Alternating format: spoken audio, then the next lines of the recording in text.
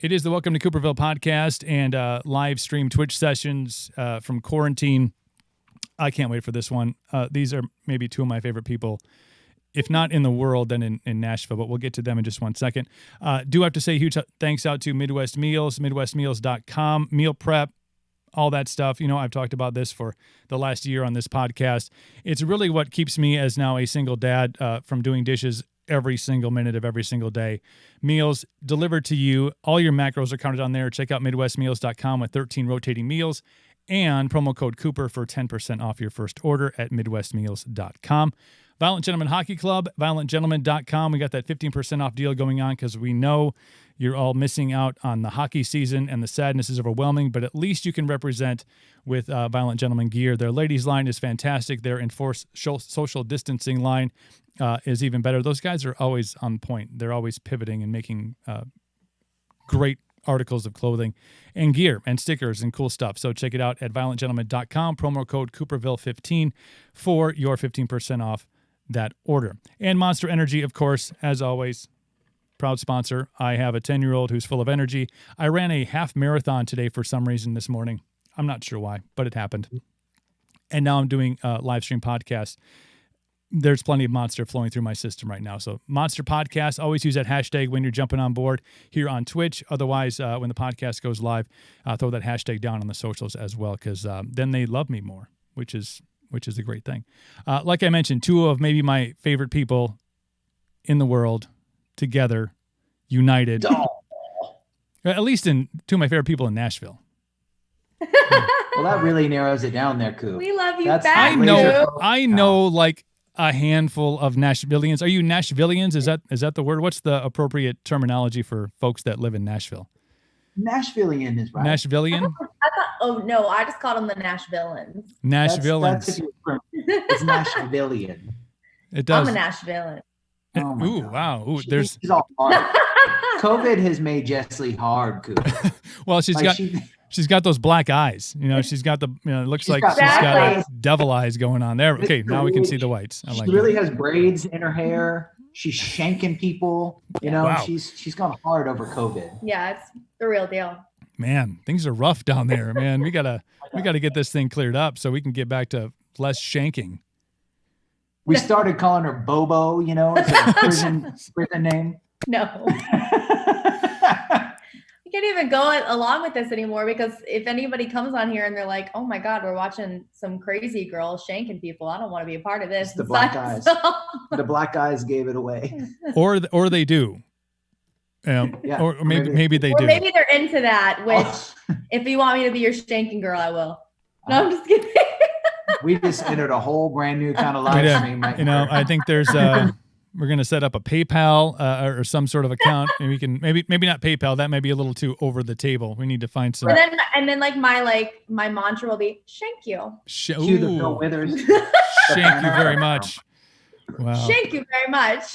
Shank you. T-shirt idea. Here we go. It's already. No. If you don't have a notepad and a pen like next to you during this, I mean, there's going to be so many great ideas that come out of this thing. I can't even begin. Yeah, that's right. We might as well work for Apple R&D, bro. All right.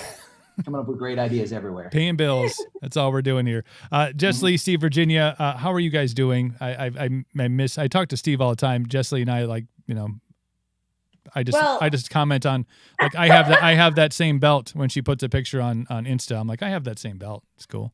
Yeah, I know. We're always matching. We just can't help it. Basically twins. I'm doing well. I was actually coming on here worried about you guys over there because last time we spoke, we had a tornado in our area, and then now there's a tornado in New York, or was a tornado in New York. What's going on with that? Are you okay? I'm good. That is a eerie coincidence I was thinking about actually last night as it was happening, knowing that we had this coming up. I'm like, the last time before Jesslee and I spoke on a podcast, Nashville got hit really hard with a tornado. And then as my son and I are down in the basement and he's like geeking, freaking, and I'm like, there's something with every time we get on a podcast that bad weather happens. I don't know. It was weird. I was like, I got to make sure he's okay now. And like, what a coincidence that like literally it was like either a day or two after that I always want to say hurricane. Gosh, I'm such a Florida girl. Florida girl. Florida girl. It was like 2 days after the tornado hit. And then when did it come through your guys' area? Last night. Oh my gosh. We had, and it was really weird. I mean, up here, and maybe it's similar down there. If we have like a really hot day, then, you know, the storms start to spur up. You get that humidity in the air. Yesterday was like, it was cool all day. It rained. It was kind of, I don't know, just a regular gloomy summer day here. And then all of a sudden, the afternoon, things started to fire up. And we had one touchdown about 3 miles west of us, and then another one that touched down a mile away, right by the lake over here.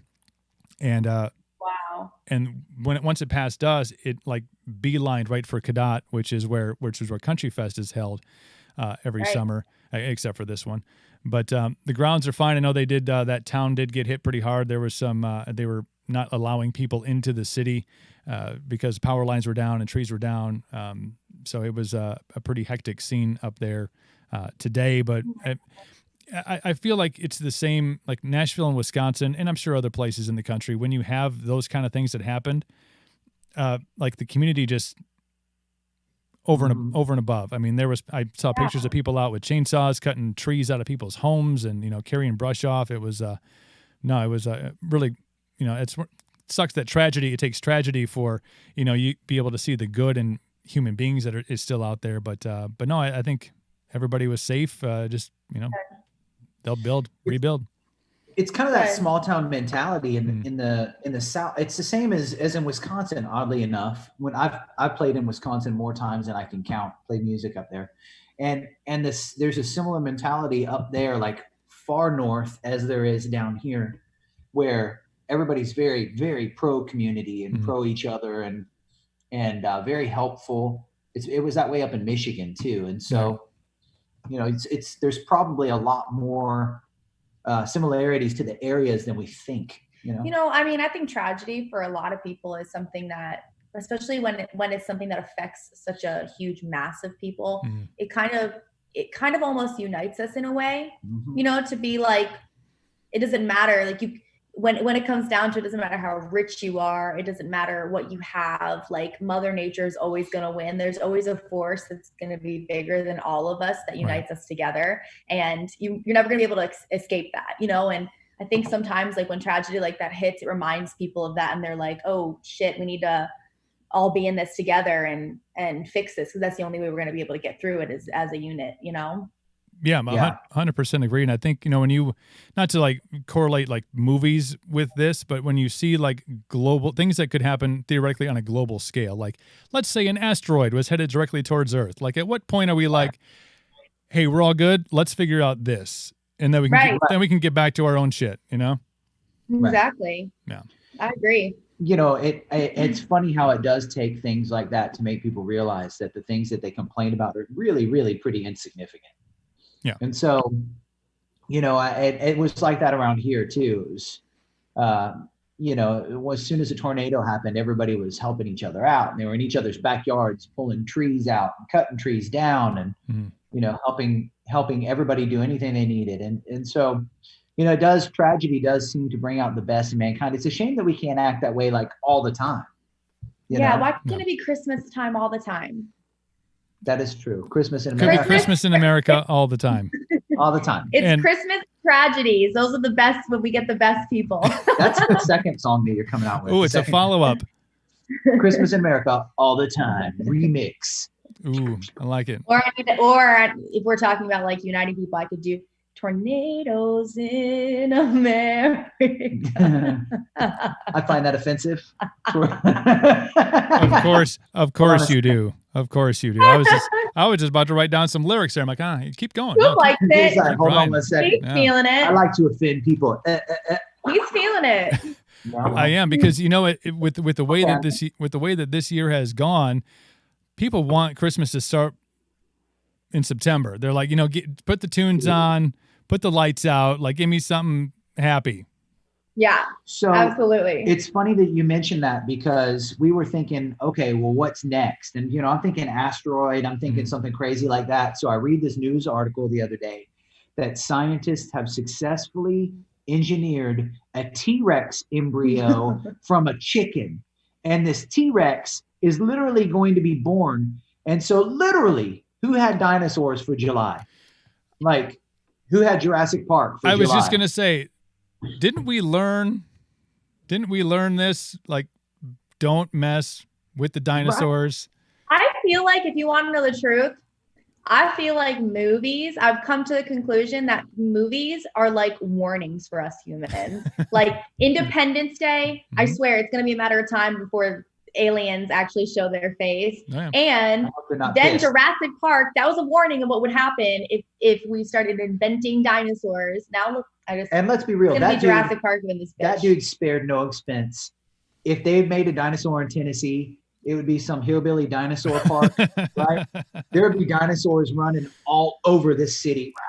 Be like Tiger King meets Jurassic Park.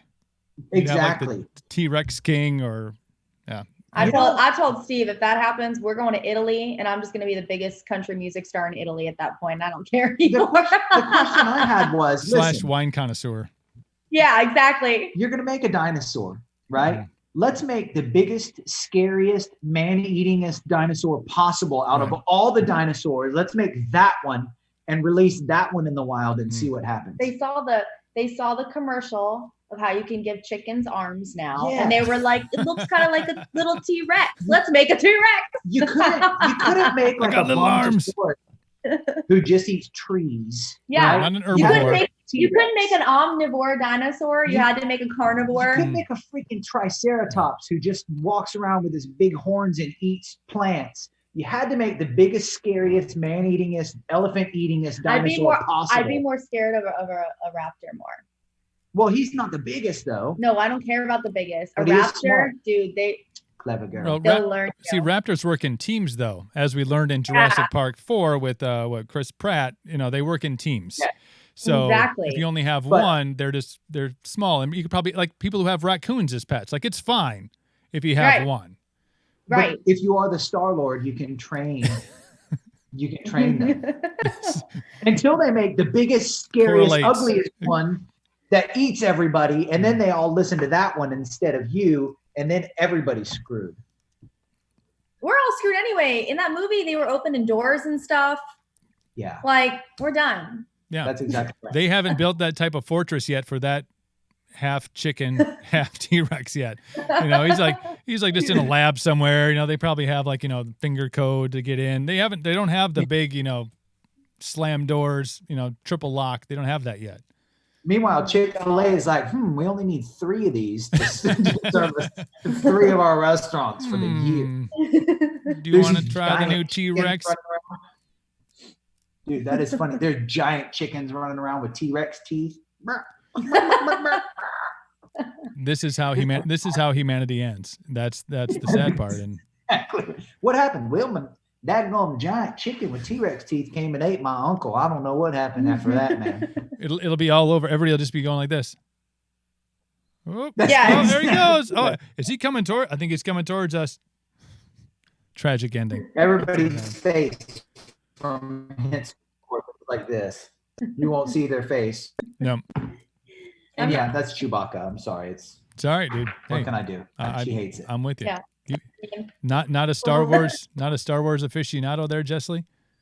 I'm not. I'm going to be so real with you. I've not even seen one. I started it and I just couldn't do it. I don't know why. Star Wars and Star Trek and those types of things. Everything else I'm down with, but I just can't do Star Wars. Well, this has been a fun chat. I'd like to say thank you guys. Let's no, I'm kidding. He loves it. Don't let her speak for me. Yeah, he loves it. Every day I wake up and I go, "You will love Star Wars," and it doesn't work. She's too. Use the Force. She's too dark side, bro. I can't turn her. You will love Star Wars. You didn't even get her into the Mandalorian, because that I think tried to at least make it not Star Wars, but totally with Star Wars. Right. Hey, it's. Gotta be real with you. I haven't even watched that show. I thought there was a new one that you haven't even seen. I don't know why I haven't watched that show yet, but I haven't watched that show yet. We've watched other things, but not that show yet. I'm not holding you back. We have 2 TVs in the house. Bet you Well, we just got the second got one all the yesterday. episodes of The Bachelor in, but we missed out on The Mandalorian 7 episodes. I'm not blaming anybody here. Okay. But I don't watch The Bachelor. Okay. I only watch Chopped. and 90 Day Fiance, which is actually really. I actually did get so that was something that happened by accident. I love shit TV sometimes. Like you just need to see people, like, you know what I mean? So one day we tried out 90 Day Fiance and it had us rolling. Like we were just laughing. I just can't with some of these people and the choices they make. And I'm like, oh my God, I'm so happy I've made the choices I've made in my life. There are some of those people, man. There's one person that was like, so why are you having so-and-so move over here to Kazakhstan? And he goes, well, I love her. Well, he goes, well, I love her. I love her. And we're like, okay. I'm sitting here like, dude, this lady's screwed. No. This is shit TV is actually the reason the aliens haven't shown up yet. They're like, I agree. Because they judge all of us. And I can only take so much of it. Like he and I will watch an episode or two and be like, okay, that's enough drama. That's enough like anxiety. And then we turn on, what is it? Chopped and Cutthroat Kitchen. And then I usually, but I'll be honest, Coop, I'm a reader. I'm like one of those people. It's a lot of the stuff too, like movies and stuff for me. There's certain movies that I've been able to enjoy, but I'm not like, I wouldn't call myself like a movie goer. Like I'm not like, I need to watch a movie. And he's been with me and we've maybe watched, we've been together for almost 2 years and I've maybe watched 2 movies with him, like That's ever. true. it's a good pace. You guys are on pace here. I'm like, I'm a reader. I'll like if it on free time, if I have it, it's reading. It's like listening to good podcasts. And and also writing and songwriting and stuff. And but like, I don't know. I'm also weird because I think that I'm not even gonna go there. That's too deep state. Wait. No, you can't. No. That's not how this works. I can't. It's too deep state. I can't. No. You don't walk us to the edge of the platform and then go, yeah. Let's just say she loves the conspiracy stuff, as do I. I think that movies are so subliminal and that Hollywood is a very bad scene. That's all I'm gonna say. So I've kind of over the years, like I used to watch a lot of movies when I was a kid. And then over the years, when I started to become a teen and I started to like put some of this stuff together and realize some things, I've just stepped away. Right. And it's mostly by choice. It's just kind of like, I just feel like you are what you surround yourself with. And like, I just love to be around things that I know I'm getting good messages from and I'm not being like poisoned subliminally. I guess that means I'm wine and donuts. Yeah, exactly. Hey, that's me. Wine and donut guy. Yeah. Bring me a bottle of wine and some donuts and I'm in. Right. 100%. Just put the donuts over the bottle of wine and you drink the donuts while you drink the donuts. You drink the wine while you eat the donuts off the bottle. I think that's really why. That's an idea. I was just going, I was in my head, I was like, you know what? There's something Donut there. wine. I mean, this is America. We can sell that. That's we true. can sell donut and wine night. Actually, that'd be a cool thing at a restaurant to like have a bottle of wine and then you pair your donuts with it and they just put them right on the bottle. Donut They ring them around and then that's the thing. That's a good idea. Donut pairing. This is where we've come to in life. We're just like, I like it. Let's make it a thing. I mean, I'm sure it would sell out here in Nashville. They can't not have they do like corn dog pairing with beer or something. Yeah. So is that true? Yeah, we went to it. Did we? Yeah, Goon. I don't remember that. Oh my God. Apparently the beer was good. That was amazing. Apparently I drank too much of the beer and didn't eat enough of the corn We had a good time too. Right. There's pictures somewhere, I'm sure. I was probably not wearing pants at the time. Just like on every Zoom call except for today. Oh my God. I feel I do feel like that I'm on some sort of level with you guys that you told me that right off the bat as the call came through. Like, it's okay, I got pants on today. Like, oh, yes. Yeah. Good to see you too, Steve. Good to see you too. Right. Yeah, no worries, exactly. Coop. I got on the pants just for you, pal. big day. Just in case I have to stand up for something. Yeah, just in case. I will say my very first Zoom call, I couldn't find any pants at all. Like none.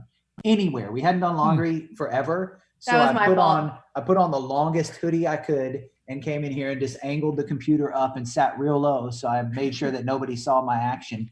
And I literally sat bare-assed in one of our kitchen table chairs and had my first Zoom Oh call. my God. I tried that same line on a date recently. It didn't work out. That was a graphic design client though. That had nothing to do with any kind of music business. No. That was Well, I guess that's better.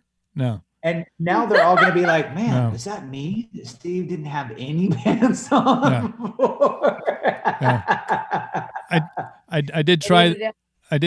I don't have any clean pants line. I tried that on a date recently. It didn't work out. It was like, no, Yeah, it dude, just ended. That's not a time when you can use that line. Like, Man, oh, I'm sorry. I sorry. didn't have any clean pants. You're not a very responsible, almost 40-year-old podcast host, are you? No, I'm not. I host a podcast and I'm 40. What do you want from me?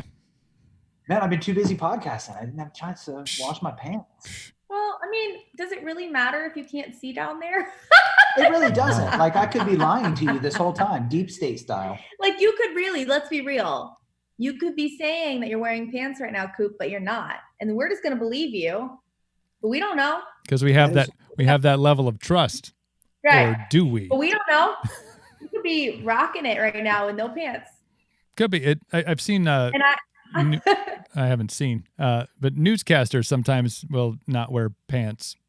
I hear. No. I heard that. Didn't the dude just get busted for that recently? Yeah, because I think he was at home. They were doing a live shot from him at home, and he was oh my God. not the camera angle because he couldn't see the feed coming back. He just had the camera set up, and it wasn't zoomed in enough. Wasn't zoomed in enough. That's it. Not out, in. Yes. Oh no. He wasn't zoomed in enough. There was another one newscast where it was a female reporter and she was in her house doing a broadcast and her husband was behind her getting out of the shower. Like the door opened up and it was they cut to commercial. I think that was the line that came out. Yeah. That's awful. Dude. Now that's bad. That's embarrassing. Imagine being that guy. Because he didn't intend to be completely nude on television. Aww. He was just like getting out of the shower. He's like, oh, maybe my wife is practicing. Oh, here's my penis. I'm not going to lie, though. Big stretch. Oh, I will say, as a couple that like works together and stuff, that's really awful communication. Like he would know. Like when I have like an interview or something, then again, we do the same line of business, but like, still, like, I feel like if Steve didn't even work with me, I'd be like, hey, babe, I have to do this tonight at this time. Like, right. Keep your pants on. That's just odd that he didn't know. And what a weird choice. Just like, what a weird choice of like, why was she like aiming where the shower was? Right. Oh, the shower is the perfect backdrop to my video. I think it was the door. Like the door was behind her and then it opened. I think that's how it worked. Oh, okay. Yeah. So you didn't see his tallywhacker. You just saw like from here up. Not from the clips that I did not dive really into to find the whole thing. I would have totally covered myself. Oh, cover up. Do the full towel look. Yeah. Oh. So what we're getting at is COVID has driven everybody crazy, and I was thinking about as the tornadoes are rolling through last night, and I'm not worried about them. I'm like, oh man, I can't wait to chat with Jesslee and Steve tomorrow. Is my child okay? Yeah. I was thinking that when we talked, so we chatted like a couple days. We were supposed to talk the day after the tornado hit in Nashville, and we postponed it obviously because that's what it was. Yeah, we postponed it a couple days. But but when we spoke, it was a lot of it. We did talk about the tornado, but it was you had a lot of huge things on the horizon. You know, we were talking about the new song, and you know, Steve was kind enough to send me over an MP3 to listen to it beforehand, and I was like, dude, this is it. This is the launching pad. Thank you. And then like fucking COVID hits, you know, like I understand it's a global thing, but like for me, I was like, damn, Nashville just got like pounded. there's cars in houses, people, the iconic locations are destroyed, and then shut the world down happened like the next week. Yeah. I mean, it was crazy because when we were talking about it and everything going on for the single, COVID wasn't even a thing yet.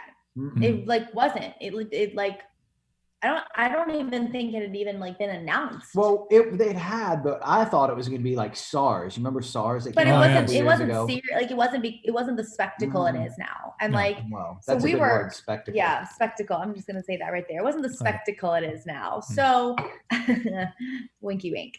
So, Steve and my team and my label, we had all intentions to just trudge through and be like, oh, this is just going to be like a flu. Like, this is the way that this America is going to take this, and it's going to just die out in the summer. And I think it was about like 3 weeks left that we had until the single was going to drop when I talked to you. I'm like, timing's all messed up, but I'm almost certain. And we were ready to go. And, we had huge release parties in town planned, and big signing parties and just a bunch of events to really like hype up and promote the song. Mm-hmm. And a couple other things where we had been promised some support from some people. And obviously, everybody had to do whatever was best for them at the time. Mm-hmm. And a lot of stuff. I mean, everything had to be, from the shows had to be canceled. A lot of the support that we had on the single had to be dropped because the big major label artists had to be supported first. And so a lot of the indie artists were put on the wayside when it came to playlisting and things like that. So it was a real bummer because the song didn't get the type of hype that it really should have in the beginning, and just so much fun stuff that we had planned for it went all down the toilet. Though I'm an eternal optimist here, Coop, and I always think that things happen for a reason. I think that song is going to get its day. I do too. In the sun, and even though we're getting ready to put out a new single, I think there's going to be a whole batch of people that discover that song because of the new one. And our results from it have been so incredibly positive. And Jess is still, like I told you before the podcast started, we have me and there's another manager that co-manages her with me. We went to work when COVID happened because it's really allowed us to develop Jesslee as a brand more than just a country artist. Because, most country artists, including top level ones, aren't making a dime right now. Mm-hmm. And so they're actually taking out huge loans. Yeah. To pay their people. So we were like, hey, this is the perfect opportunity to not just develop her as a country artist, but develop her as a brand, as an entertainer and a brand. And since COVID started, we've had more traction on her as a brand than I've ever seen from any artist in Nashville, period, that was at her level. Yeah. And so it was really, I hate to say that it was a blessing that we were kind of locked in our house, but it really was a blessing for me because I really got to spend a lot of time delving into things that I don't get to delve into, mm-hmm. and contacting companies and talking about strategic partnerships outside of music. And so I think there was a lot of eye openers. There was a lot of eye openers to be able to be like, with the extra time that we couldn't have to, promote the single and do all those things and then immediately start working on new music. We had a lot of time to think about, well, what are some other strategies we can take to use for me as an entertainer? And we've been really delving into that and pushing for some other things, some groundbreaking things that no artists have done before. So some of that stuff we can talk about, some of it we can't just yet, but we're really excited because although like in some cases we were a little bit bummed with everything, we feel like, the best thing you can do is when you get something like that in life is find the silver linings and find the opportunities that come from it. Mm-hmm. Not everything has to be a negative thing. I think there's, even if it seems shitty in the moment, I feel like everything offers some sort of opportunity. Sure. So. If it doesn't affect you for 5 years and it's not mm-hmm. worth 5 minutes, and that's the attitude we've taken. And over this time, we've been able to grow Jesslee exponentially on all social platforms. I mean, I actually can't keep her one sheet updated. She put on 2,500 new followers this week. Wow. on social media. And I compared her to nearly every baby act at every label and compared her engagement, and she's killing everyone.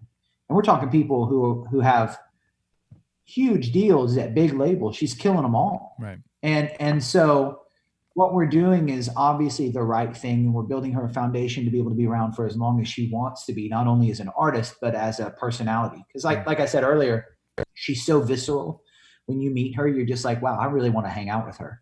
And she's not hard to look at, you know, and look at her hair. Doesn't it look great? I know. She's got a I just got a cut today. Just for this live stream. Just it was. So these That's for this. people, I'm serious. I was like, I need to get these ends trimmed before I get on this show. Trim the ends. So for us, it was a really transformative 4 months, and it's really gonna, you know, we've of course have Country Fest again next year. We're gonna have dates in London and Dublin and Glasgow and Denmark and Spain. We're going to have several more festivals here. We have all kinds of stuff. We have a 35-date fair and festival tour that we have booked.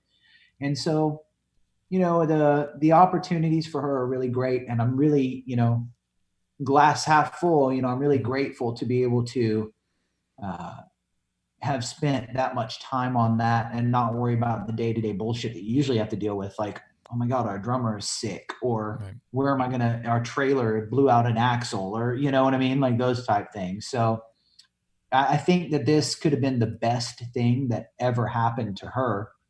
And quite frankly, as people see and figure out what we did, it could be the best thing that's ever happened to music, because we're doing something that nobody's ever done before. And it's going to break her. Probably bigger than anybody else has broken, including the top level people. Yeah. You just remember me when you get to the top. Be like, oh, dude, you're on the team, bro. Yeah, come on. Here's what here's what I love about all of this is because I don't want to say I've taken the same mental approach to it, but I think realizing that there's not shit you can do about what's going on. You can try to go play the Ryman, but it's closed. You know, you guys are absolutely 100% free to come up here to Cadott, Wisconsin in the middle of a field, and we can rock out on the stage. I know a guy will get you in. It'll be awesome.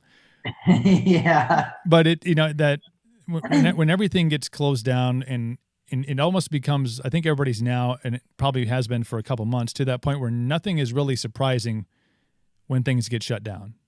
No, there's like, oh, you know, with Country Fest, we made the move to go from June to August. And that, logistically speaking, thank God I don't wear that hat, is a nightmare in itself, because you sold people tickets on this lineup.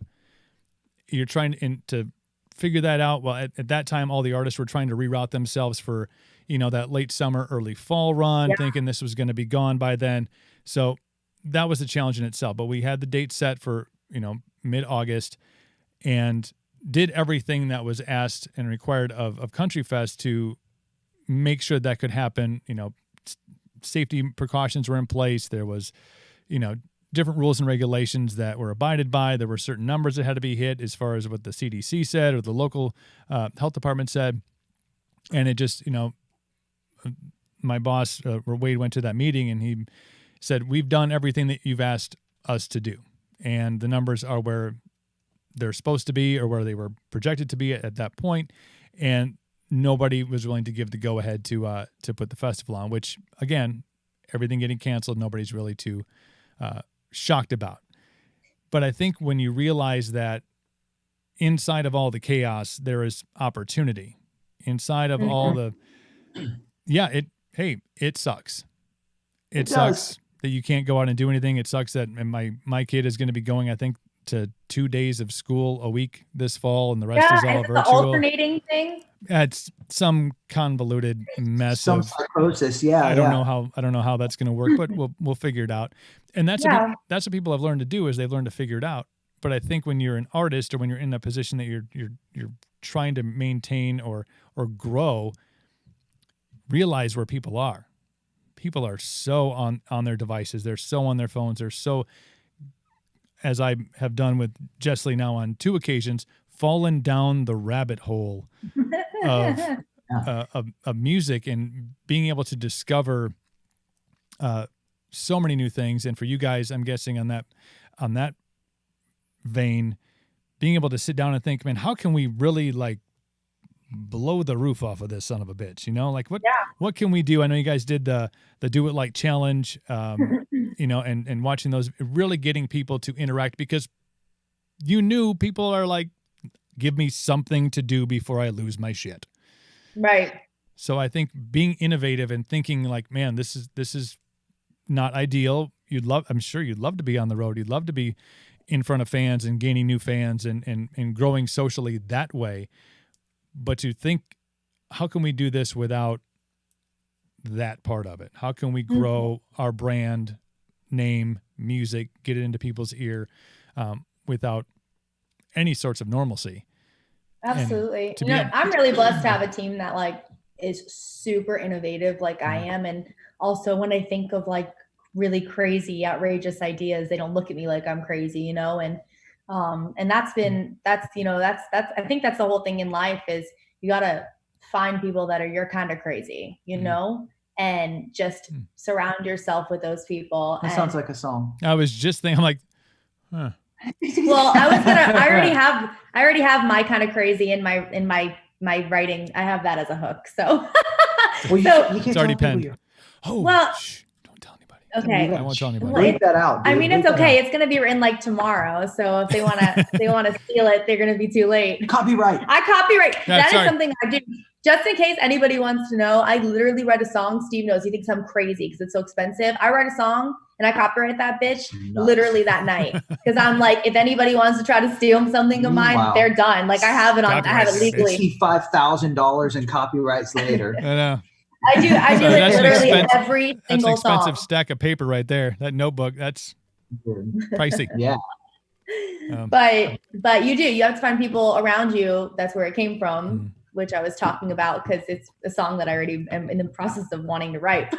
But you have to find people around you that are you're kind of crazy and support that and are going to get in on that with you because, you know, the most innovative people in the world were the ones that in times of tragedy, whether it's tragedy that they inflicted on themselves or natural causes or whatever, they're able to come out of it and then find their village of people that can really help them because no one does, especially this industry, no one does anything alone. Like you have to find your tribe and the music industry particularly is a industry that it takes a village. Well, and let's be real here too. We're living in the Wild West nowadays of what the music industry even is. It's everything really, including movies and television and everything. I mean, like we canceled cable a year and a half ago because all we watch is Netflix and Hulu. I haven't listened to the radio, Coop, in probably 2 years. And so, you know, what is the music business nowadays? And the beautiful part about that is I feel like I'm friggin' Wyatt Earp, dude. I'm ready to go in with my guns blazing and try some new stuff because we're not wrong from trying it. And obviously what we're doing versus everybody else is superior because we're winning right now. Right. And, you know, Jesslee went viral twice last month and reached 4 million people, like literally 4 million people.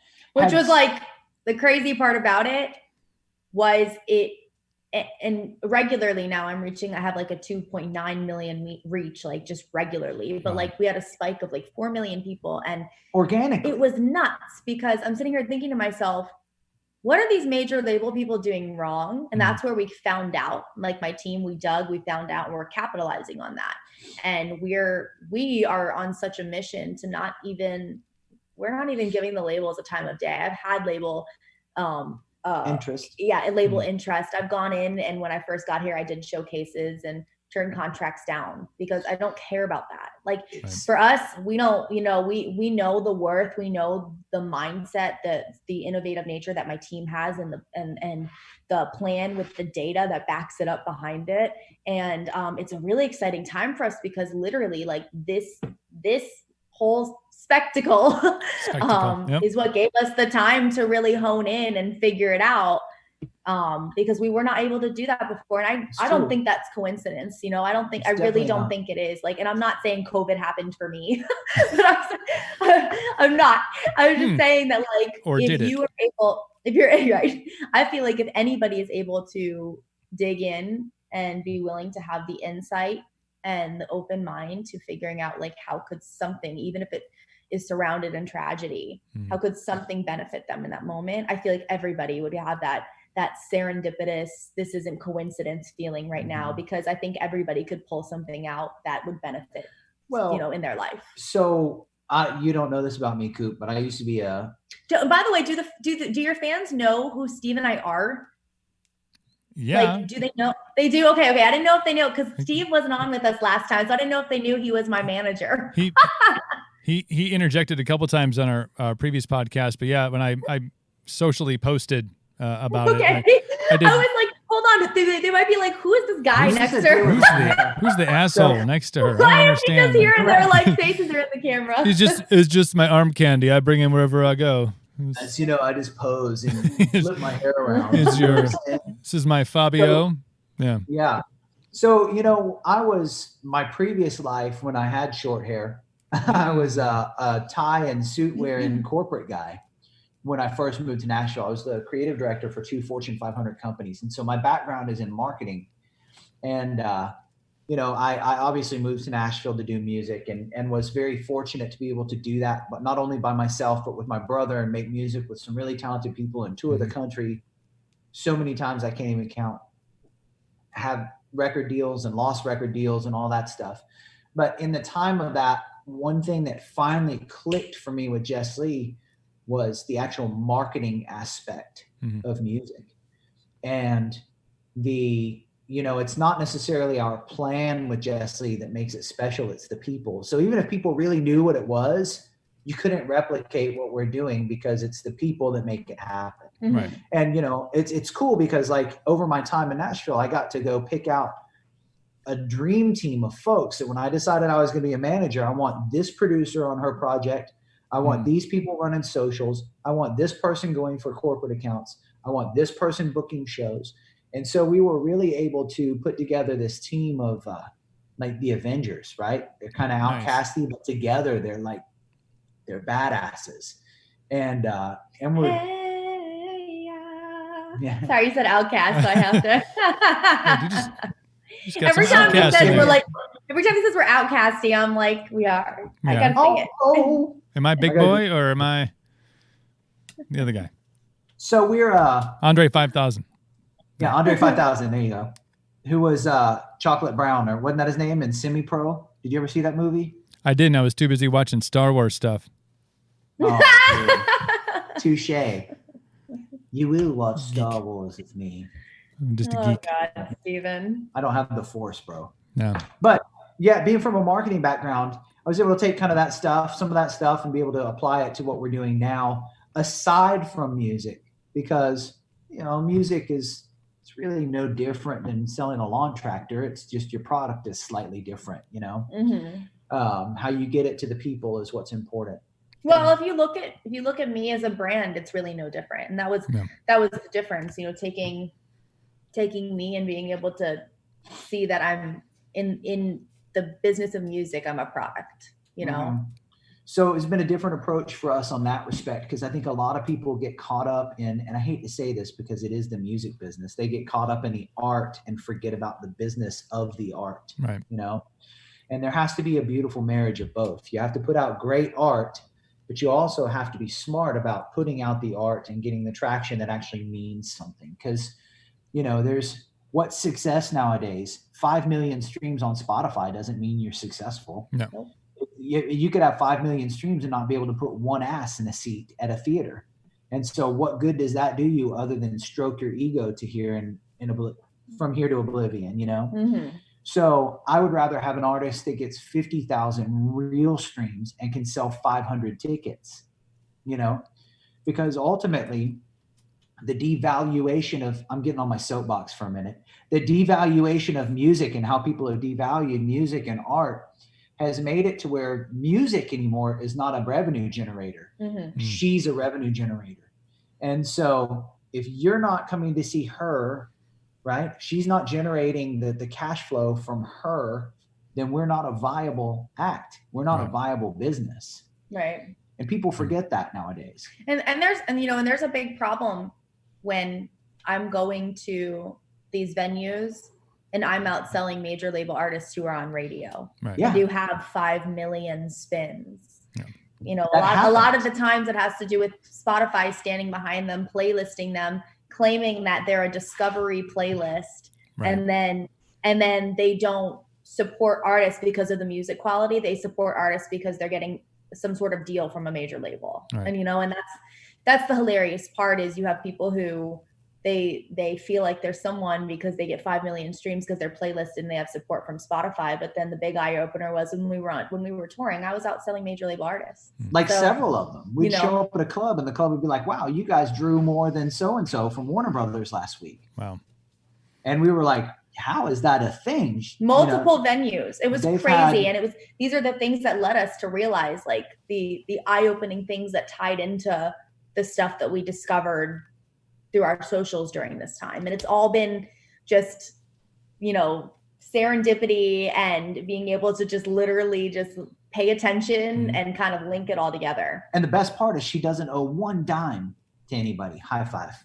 High fives. High fives. I do. That was a lame high five. Well, I was interlocked with you. Push the screen down here.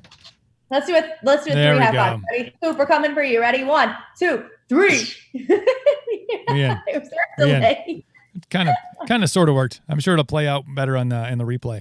But no, I promise I'll quit talking about business now. No, what I love about it is, I don't want to say being completely on the inside, but in the radio industry from the late 90s, I'm going to date myself here, to 2019, and realizing over that 20 years, I only knew such a small percentage of the actual good music that was out there. The artists that I've discovered more music in the last 18 months than I did in 20 years of radio.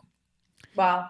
And that's, and I'm not, I think the machine is broken. I think Steve and I think we've had this text conversation about the industry as a whole and genre to genre. I think people are trying to make it work the way it worked back in the 90s when everybody was making bank on one song and get a hit on the radio, and all of a sudden you're, opening up for a major, legendary act, and then you're going on your own tour, and money was made and butts and seats, and the second single sucked, the follow-up album sucked, and everybody fell off the map.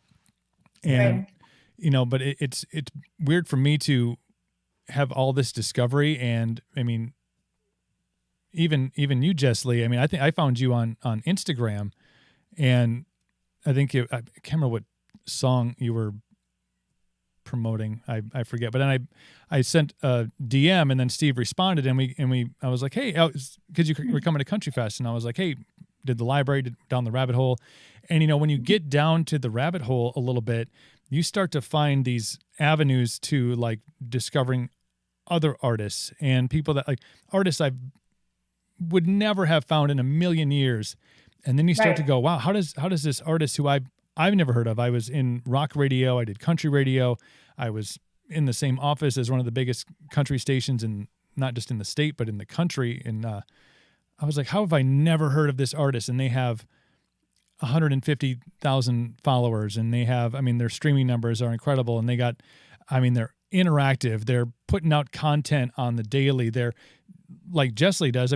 If somebody comments on a post, like, you're responding to them, and that is something that you never ever got with the major label artists, because they were always like, they're behind the curtain. It's watching The Wizard of Oz. It's pay no attention to that man behind the curtain. Right.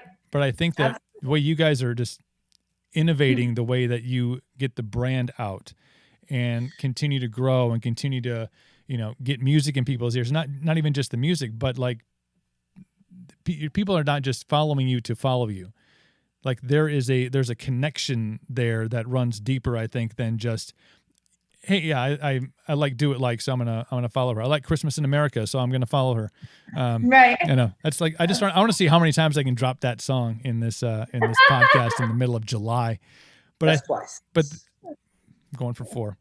But I think there's something about not only the genius in the marketing behind it, but there's also something about the genuineness that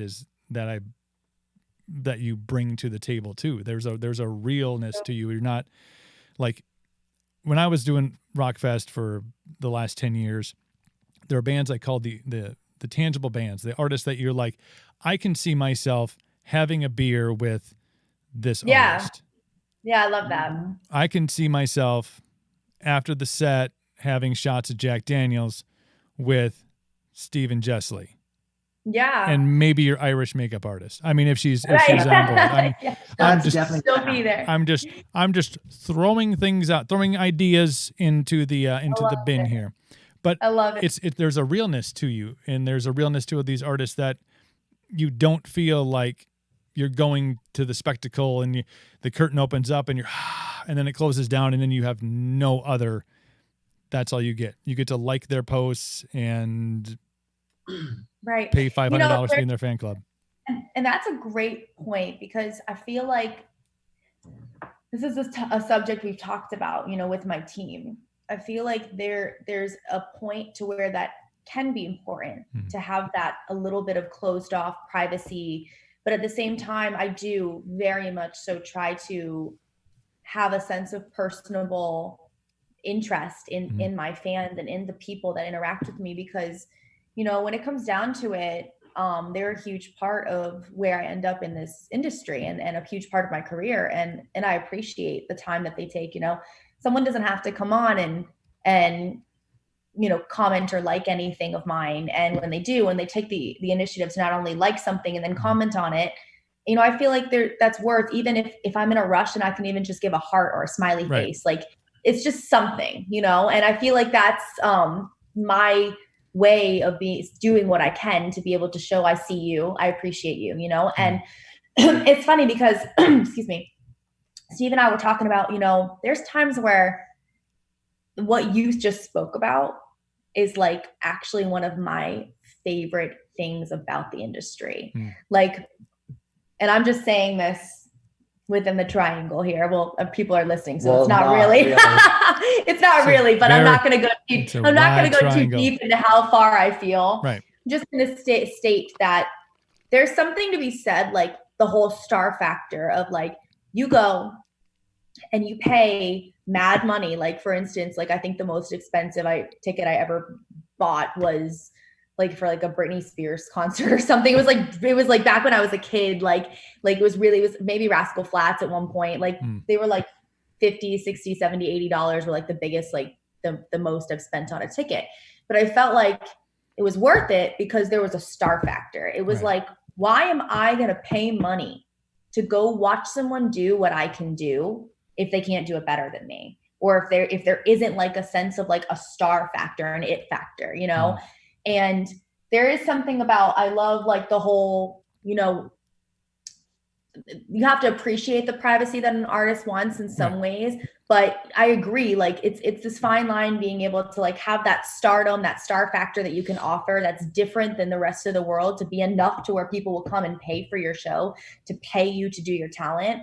But then also a level of personabilism and appreciation that you give out to the people that support you, and it's obviously different too. Like when it comes to like, just like an everyday fan, like a fan shouldn't be able to just like DM me or call me or just chat with me all the time, like there should be a separation to that, because I do have a life besides the music, Yeah, there's Nerf gun fights to have, people. I mean, we can't be fucking exactly. chatting all day.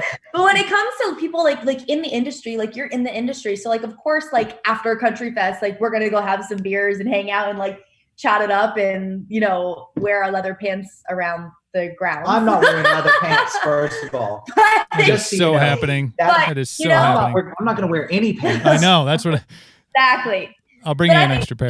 I think Steve can also kind of second that, because we are always trying to find this this boundary of where I show my fans that I appreciate them, and I show the people that like I'm so approachable. Like at a show, there were so many shows that I've come to where the venue owners were like, never had so many people want to just walk up and talk to an artist before. Right. And like we had to figure out a way to do that to where it was safe. I mean, safety comes to a huge factor in there. Being from The Voice, I was there with, I believe her name was Christina Grimmie. And, she literally was shot by a crazy fan, and you have other stories from people just like that, and I think there is like a level of where you have to be able to balance the star factor, it factor, like separation from your fans thing, along with being able to feel personable and feel like you do appreciate everybody that supports your craft. That's the tough part, is making somebody feel like they're part of something without making them feel like, because there are certain people like you who become part of our extended family, right? But then there's a lot of fans that there's a lot of fans that feel like we should invite them over to Christmas dinner, and that just isn't how it necessarily can be, Yeah.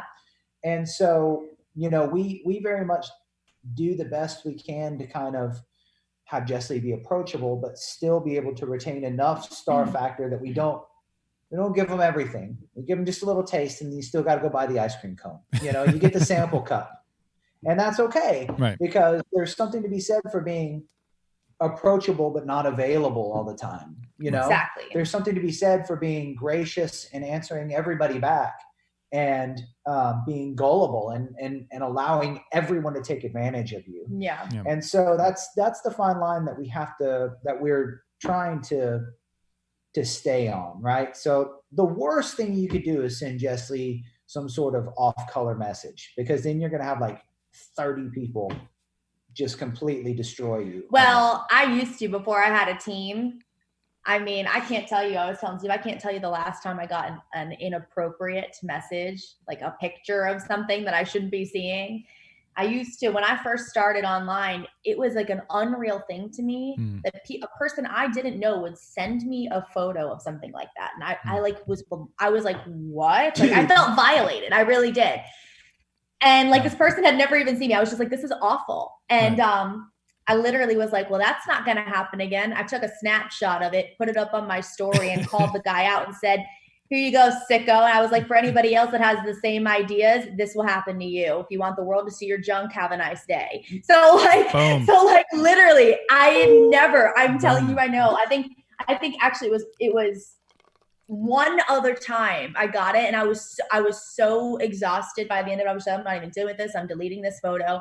But like, that was like the last time I'd ever gotten anything like that. And I make it very clear, like, you'll probably see on my comments, if someone sends something to me that's off color, I'll call them out right there in the middle of it. Like, I don't care. And I'll say it in a respectful way. I'll find a way to really like twist the words to where I don't look like a complete bitch, because I'm not. But like, I also, respect myself, and I know that I should be respected, So it's kind of ties into where there's this fine line of like, people need to know that they can talk. They need to respect me. They need to talk to me in a certain way. There is a level of privacy that they cannot pass.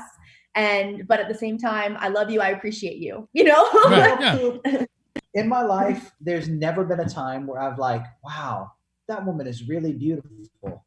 She'll love this. That's never happened. Yeah. Like, I mean, all the Hallmark cards I bought, that was never part of it. Was never like, oh, well, insert D pic here and then send it. It was never. Can you tell me where the dick cards are, please? Because are they in the back? They're in the back. Yeah, they're in the way back. They're pop-up ones, and they're like, yeah. All the other really lonely people are back there. Like, that would be really funny to have it though. Like, you were supposed to like insert your dick pic here, and like it did, and they were like looking for it. They're like, oh my god, is it still in the envelope?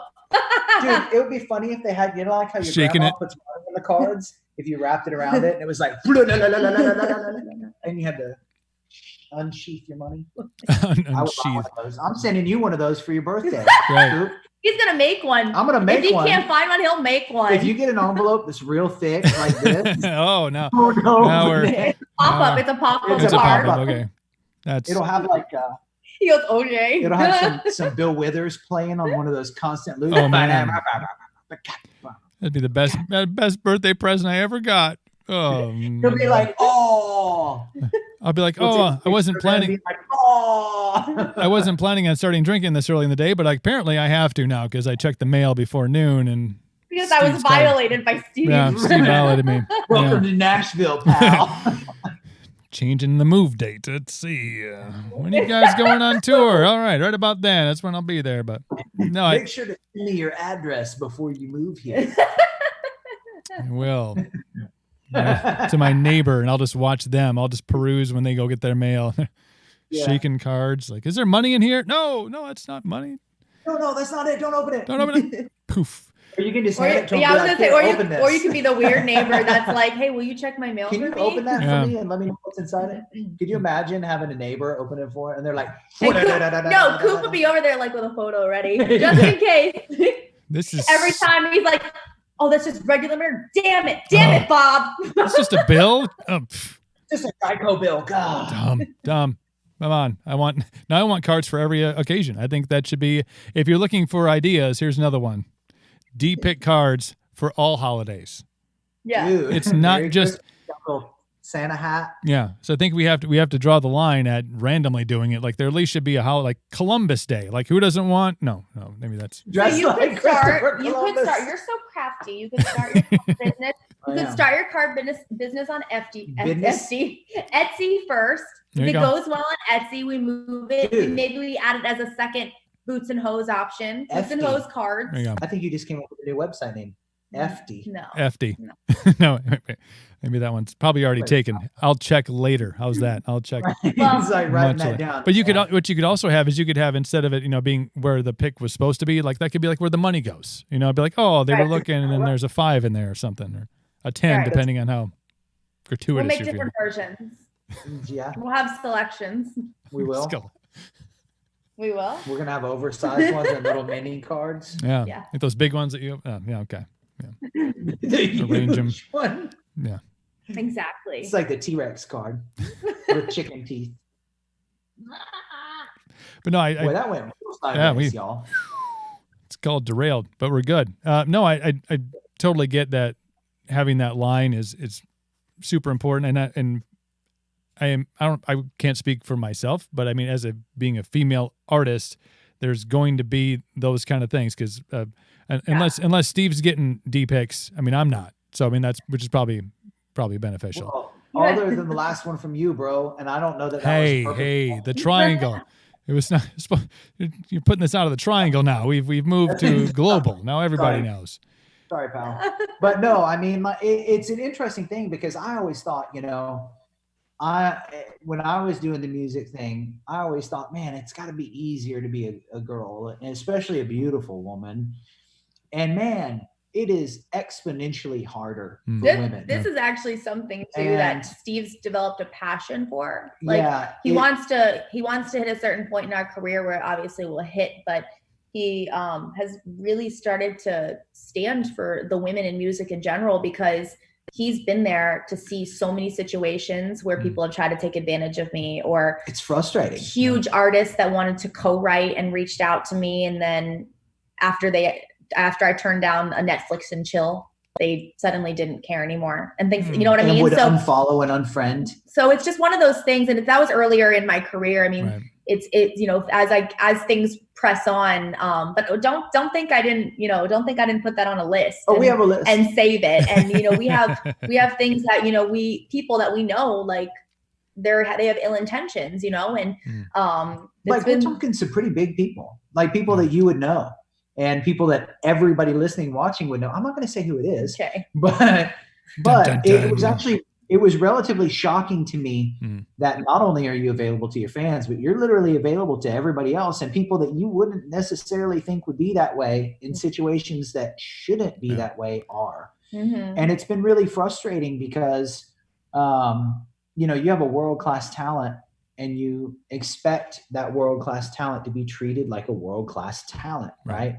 And in a lot of ways, it was harder to circumvent the crap that you get from people, both artists and songwriters and managers and label folks who literally were just bent out of shape because a beautiful female artist said no to their advances. And well, I'm gonna make it as far as I want to make it, and I'm Right. able to hold my hat on that I did it the right way. Well, I'll never have to have, stress over any choices that I've made along the journey, Right. and I think that's so important. And I've been able to say that, I'm self-made and the journey's been fun, and I have a really badass team with me of really amazing people with strong, beautiful, wholehearted intentions for me. Yeah. And I feel like that's so important, Yeah. And as much as frustrating as it is, it's really put a chip on my shoulder to make sure that she succeeds in the biggest kind of way. So when she's at the tippity top, I can look down at everybody else and be like, see, like Christmas in America. And just so people know, so that's 3. That's 3. So Steve actually was my manager before we started dating. I used to come out here to Nashville, and I was co-writing with a lot of people. And one time when I came out, I was like, we should finally get together and get it right. Because he actually did the same exact thing. He connected with me through Instagram.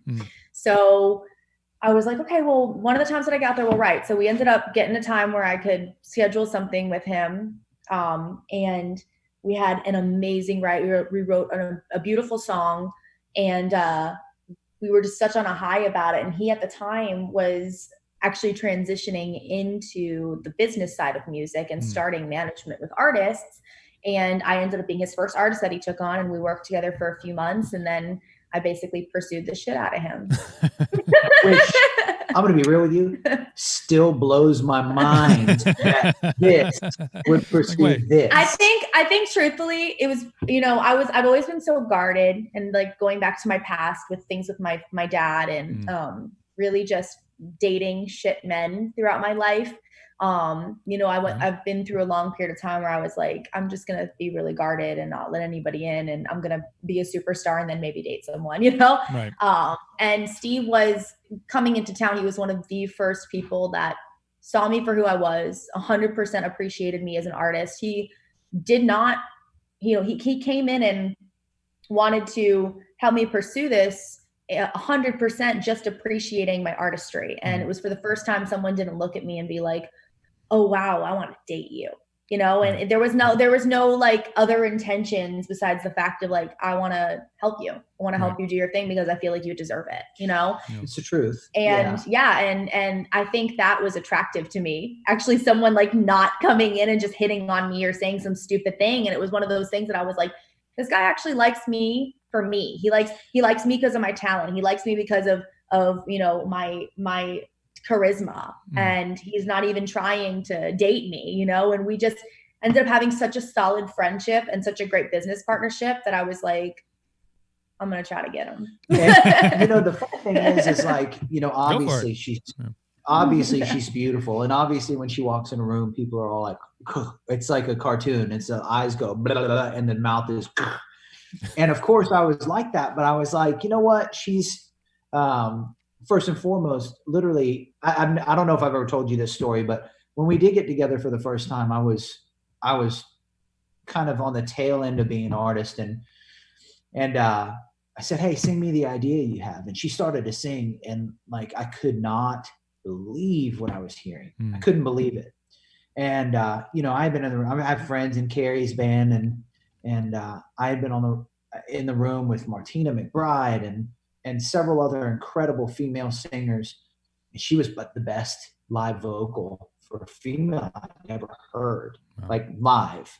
And so I'm sitting here and I'm like, is this real life? This can't be happening. Like, here's my face, like in my head, but I'm trying to play it cool. I'm like, but meanwhile, I'm like, yeah, so, hey, you're a pretty good singer over here. Let's write a song. Yeah, Without the accent. Oh, no, come that's on. what my internal monologue sounds like. Totally. I totally would have sold it all the time inside my own. Hey. I'm like, hey, you want to go on a date over here? Let's go to the movies. You sing good. Let's go see a movie, huh? I love it. Let's go see Star Wars. You know what I'm saying? And so, for me, I appreciate talent and I appreciate people. Like, I appreciate genuine people. And she immediately, and I think it was because of her candor with me about her past and the type of people she had been with and how they had taken advantage of her. I immediately was like, wow, this girl is just one of the coolest people I've ever met, period. And, you know, it's like you meet her and you just want to take care of her. Like, at least that's how it was with me. I was like, you need me to, you know, what do you need me to do? You want to wash your car? You want me to do your laundry? You know, you need me to cook dinner? You need me to go to the grocery store? Whatever you need to do. You need some more wine? I get some more wine. Yeah. Hey. To the store for wine. So, you know, for me, it was just, I really enjoyed the person she was. And I didn't, you know, obviously past the shock of her walking in the room and Dreamweaver playing and her floating in the room for the first time. Dreamweaver. It's like I believe floated in with sparkles around her, like in Wayne's World. It was, oh my God. Other than past the shock of that, right, I was able to see the real girl, not the one that's like, you know, that everybody else sees. And it was really just a beautiful soul inside of her. And so that's what made me want to help her. And then, of course, she pursued the shit out of me. What can I say? I was like, hey, you want to go out on a date or something? You saw this. This is amazing. This right here.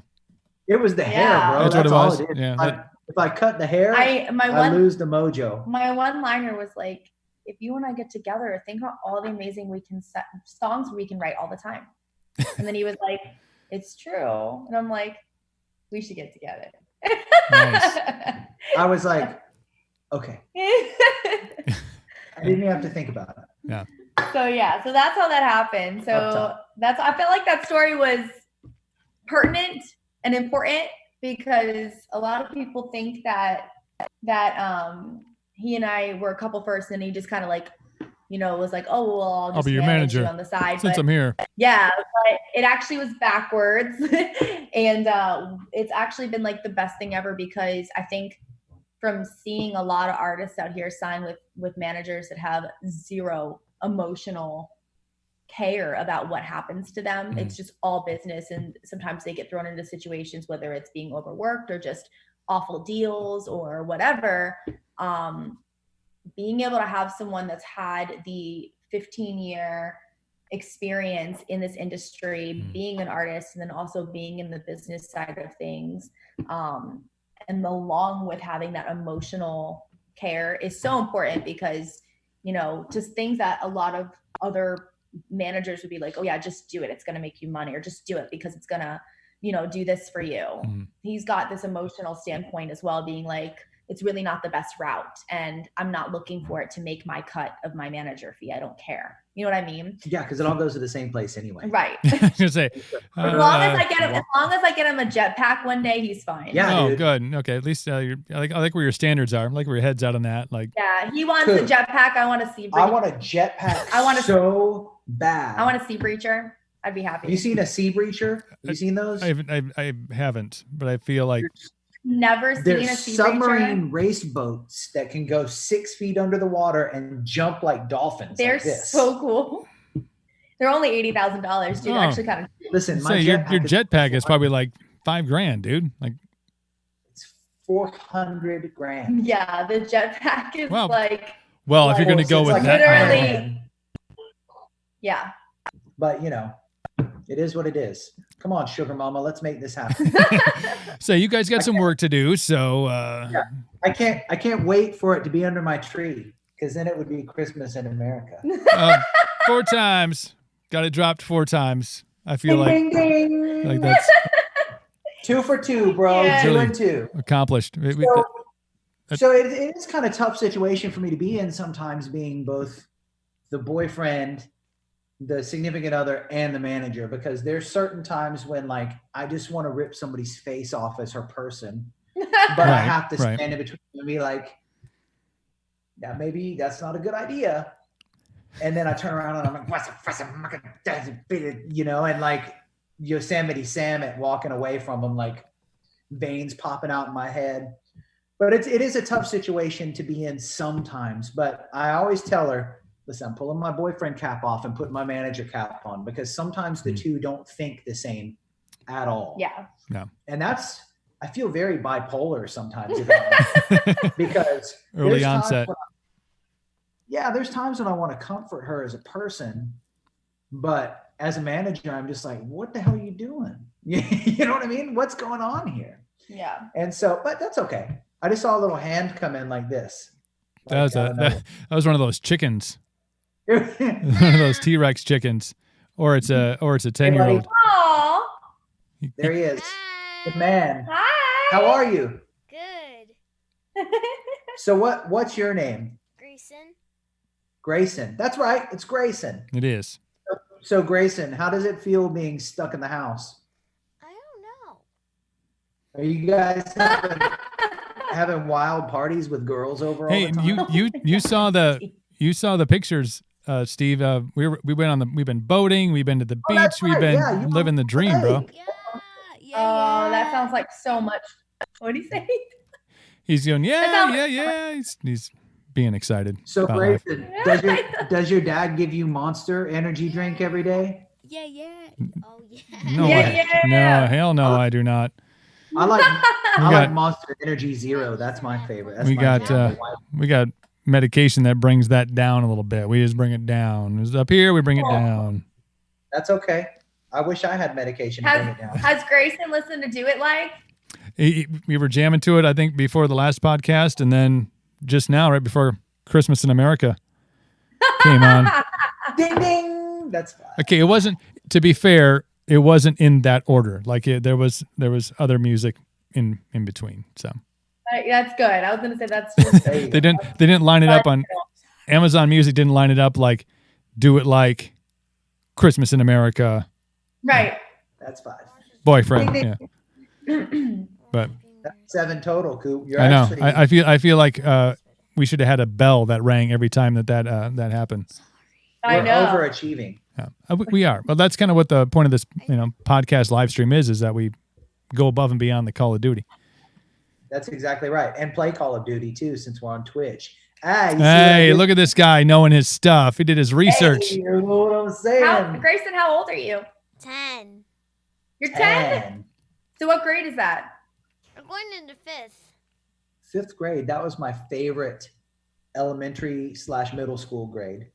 Yes, it was a good elementary school year. That's right. I got taught by a PE teacher who was so hairy that he had to shave like a gap between his face and his chest. He had Ooh. to shave his neck, like right here, so he didn't have one continuous mouth to chest beard. I hope he doesn't see this and he's like knowing what you really felt about him. That was 150 years ago. That was Probably. that was back. Oh. Their gym class was having to chisel things into stone. Yes, And that it was was exactly right. Writing We rode the. on brontosauruses. That's why he's all freaked out about the dinosaurs coming back, because he knows how it ended. Right, exactly. We had the pterodactyls would tug on their tail and they'd go peck, peck, peck, peck, peck, peck, peck, on the stone tablets. It was like Hungry Hippos, except for it was not. Now that was a game. That right was. there. Yeah. That was- Hungry Hippos. Yeah. I actually saw a live reenactment of Hungry Hippos on Facebook Message for me. during COVID. wow. It was fantastic. That's part of the COVID story. This right here, Coop, is a dad move. You ready? I'm ready. The The look. jaw readjustment and slide to the side and the gap. That's it. That's a dad move. Yeah. I've been practicing for 10 years. This is Yeah. Yeah. But this is what Hi. that's what makes this real I life, need to though. take 2 minutes. I have to use the restroom. I mean, this is real life. I just ate pho an hour ago, which was a gallon of liquid. Really? If I don't get up, I'm going to pee on the floor. And we This just is why got I here do the well. interviews and Steve normally isn't. Watch this. This is what you call a creative pan. Hi, Steve. Okay, I'll be right back. I didn't know you guys had you had a camera guy working there too. Man, you got this all figured out. Exactly. This is you got it down to a science. He's gonna hang right here on this frame. I like it. But you guys, I know you have a lot of stuff that you guys been working on during COVID. Boots and Hose was something that Steve was saying kind of started as an idea after a bottle of wine and watching Step Brothers or something, and then all of a sudden it's hey, let's start a clothing line. Yeah, I mean, along with that's some of the stuff outside of the music stuff, but you know, with Steve having all the graphic design experience and me having just such a crazy mind, it was just such a good team, and we were able to really come together to be able to create that. And it was really fun because literally we were drinking wine, we were watching Step Brothers, the Boots and Hose video came on, and we were just laughing like crazy. Like we were just like, we need to do this. We need to steal it and make it our own. And I like to kind of laugh because some people are like, why would you do anything? Why would you put hose in anything? And I'm like, well, it's actually a different meaning. Hoe with an E on the end. If you're educated, you would know that a hoe with a meaning on the end is actually a farming hoe. It's a tool. It's a gardening tool. Yes. Anybody, yeah. So people, you know, it's funny because people are getting it now. They're like, oh, okay, I get it. But in the beginning, when we signed our marketing deal for it, we actually had Google flagging it as a porno site.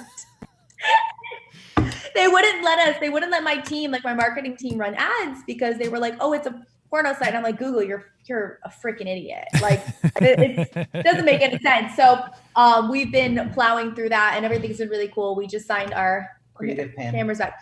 So we just signed our marketing deal and we're now really, really pushing the company. We also are waiting for the trademark to come through because again, I'm literally like I am with my songs. If I think of something and I'm going to release it, I protect it. So just like I write a song and I copyright it right away. We had the idea and I'm like, well, if we're going to do this seriously, I want to protect it. I don't want to deal with having anybody try to come in and do the same thing as us. I want to protect the name, the designs, all of it. So we did all of that. And then once we had it all officially trademarked, we've officially released it about 2 months ago. Yeah, it's 2 months ago. Yeah, it's been officially released about 2 months ago. So it's been so fun. Like it's been pretty fun. That's just pure fun because we literally just get to create stupid stuff. Like we have this shirt that I swear to you, I will shit bricks if we get it in Garth's hands, but it actually says Garth in the streets, Gaines in the sheets. And it's just literally all like everything is just fun love for rural and country living. And it's all like fun things with country music, with farming, with rural lifestyle, and just being able to have like a sense of humor with that type of stuff. So, and evidently Google thinks it's porno. Yeah, I told him. Yeah. 3 times. 3 different times. I bet if you take the E off and then Googled it, you know, it may be. It's like it'd be right next to farmersonly.com. Like if you can't get a date on Farmers Only, you go to. All right. Well, Google needs some schooling because if you put an E on the word hoe, it's a tool. It's a farming tool. You don't have to be lonely at farmersonly.com. Hey, the guy who wrote that is making bank. I'm just saying, he's rolling in money right now. And you just picked up a new sponsor, bro. I know. I'm open with that now. They'll make me sing the jingle before the show starts. They'll be like, "Hey, we're gonna need you." No, it's not gonna be. And maybe that's where I'll find the next Mrs. Cooper. Who knows? You know, it's. Hey, dude, there's nothing wrong with that. I hear those farmer girls. You know what I'm saying? I know. Dwight, the farmer girl. Yeah. Have you ever watched The Office? I've watched The Office. Dwight's farmer girl. Oh yes. Dwight's farmer girl. That's green. I like. That's what you should go for. Hang on a second. Let me just. He's so cute. Write that down really quick. Farmersonly.com. It's my next stop. And you have a new single coming out soon. I understand that there's music coming. Oh my gosh, it's been so much fun. So we actually are finalizing the final production, and that's going to be this Saturday. And we've actually cut this track with all of Sam Hunt's guys. Yeah. So I'm really excited about it because this is a totally different vibe from Do It Like. Still all in my, country pop like feel, but vibe wise, like the song is just a straight vibe. It's a jam. Mm-hmm. And should I just go ahead and tell them what it is? Yeah, you can tell them. Yeah. So the song is called Neighbors. So we haven't officially announced anything yet, like on social media and stuff, but we're really excited about it because it's such a cool song. It's all about the old school mindset of when you approached people and saw people in your life and the people that surrounded you, even if you weren't super close with them and family, there was still this neighborly mindset to that. And it's just all about kind of going back to that old school mindset of being able to kind of, I guess, show a little more love and compassion to people that you don't even know, and just being able to be neighbors with people like the old days. So very cool. It's really cool. So I'm really excited about it. And the vibe is just, it's so killer. It's like the perfect song. Like it's the picture perfect song that you would think like of rolling your windows down and just having it jam in your car or like at the beach kind of thing. So I'm excited. Yeah, it's a good one. And you know, it's funny. We have so many, we were actually talking about this today. We have so many songs in the kitty that we feel are hits. I mean, what is a hit nowadays? That we feel are jams, we'll say. Jams. That it was so hard for us to pick. What? Jams. And we'd listen and we'd be like, man, that's the one. And then the next one would come on and be like, man, that's the one. Yeah. No way. That is the one. And really what moved this one in front was just the timing of everything. Just feeling like we're in such a weird time.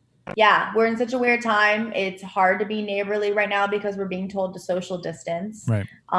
It's also, you know, with just a bunch of the stuff going on, not that it's necessarily like a political song, but it's just about going back to what the important thing is in this world, and it's being able to live life with love, you know? Right, exactly. And, you know, it's one of those things where, you know, people really need that kind of thing right now. They really need a positive moment in their day, you know, and that's like she said, really what moved it to the front of the list. And besides the fact that it was like already one of our top songs, but the timing couldn't have been more perfect, you know? And I think right now when all you can really do, not all you can really do, but we talked about driving with the windows down and having that song, you know, a song that you can play. And, you know, those songs are what make the memories, because right now going down the road with the windows down is like better than sitting at home all day, which is what a lot of people are kind of stuck doing. So I think that, you know, I'm excited. Exactly. I'm excited to hear it. I'm so excited. Yeah. I'm excited to hear it too, because I haven't heard it all done yet. So, fair. So it should be, I believe. So far, it's great. Yeah, I believe Saturday is when we're going to be finalizing the track. And it's just really exciting. And then once we get an okay that we have all the track stuff that we need, then at that point we can officially kind of like do the math on when we can have a solid release date for it. So we're shooting for like the last week of August. Ideally, if we could get it a little bit sooner than that, I'd like to. With all this stuff with COVID, we've already had to push back like sessions multiple times because of people that got sick and were freaking out that it might have been COVID. And it was just kind of one of those things that, like, you know, with the circumstances of everything going on, it's been a little bit harder to get in and get music recorded. And so I'm really excited because it's been a little bit of time since I've been able to get in the studio and do something like this. And I'm really, really excited to show this one to people. So you had the Do It Like challenge with Do It Like. How about the Neighborly challenge with neighbors? Yeah, the challenge is to bake me a bunch of cookies and ship them to our Steve PO box. wants cookies. Actually, or maybe not. Maybe, yeah, I don't know. We get all kinds of cookies up in the mail. Maybe it's like a challenge of like who can be the best neighbor and show someone love, or who can like do something that's like the most genuine, like cool, out of the box way to show an act of love to someone, you know? Yeah, you know, we haven't really thought about a challenge for this one, but I hope that it does inspire people to start being kind to one another. And like, kind of like we spoke up at the top, you know, there's a lot of, most of the time it takes a tragedy for people to act neighborly. Yep. And it'd be really nice if we could just act neighborly and not have to have a tornado rip through our neighborhood to make that happen. And exactly. You know, I think that's a lot of what the world is missing now, is just a little bit of love between everybody, you know, just everybody sit down and have beer with each other, or, you know, toke one up, whatever, do something, do what you gotta do. What she said, bake me some cookies. Well, the list keeps on growing, Steve. It's like, well, have a beer, toke one up, make me some cookies, buy me some pants. Give me a bottle of wine with donuts Jesslee, on the top. Donut wine pairing. Okay, yeah. I love all of these ideas. I think we should put them all in the hopper. Love them. I seriously think, how cool would it be if it was just like a little tiny shop, like nothing crazy. People walked up and you literally just gave them a bottle and all the donuts were stacked on top of the wine. Dude, that's a dream for me. Like, I had a dream about that last night. Wow. Wow. I also had a dream about being Maverick from Top Gun too, so we won't talk about that. But I feel like Jesslee, you like to read, right? What? You like to read. Find the dream book that combination of things is in, and be like, wow, bro. I don't know exactly what that would be and about. if there is, like, if there's nothing for his weird dreams, then I'm scared. Because it's like, wow, your mind is so crazy. It's not even in the book. I don't even know where to go. Who didn't want to be Maverick from Top Gun at some point in their life? Hey, nobody wanted to be Goose. Nobody wanted to be Goose because he got killed in the dumbest way possible. He didn't even die in battle. He died from an ejector seat. Yeah. That sucks. Canopy didn't open fast enough. It's tragic. That's like being Robin in Batman and Robin. Like, that's the worst. Yeah. That's the worst straw you can draw. Yeah, just ask Chris O'Donnell. How'd that work out for him? Dude, his costume had latex nips on it. That was the worst. The worst. Imagine him in wardrobe, and they're showing him his costume for the first time. He's like, wait, what? He's like, dude, that costume's dope. And then he looks at him and he's like, oh.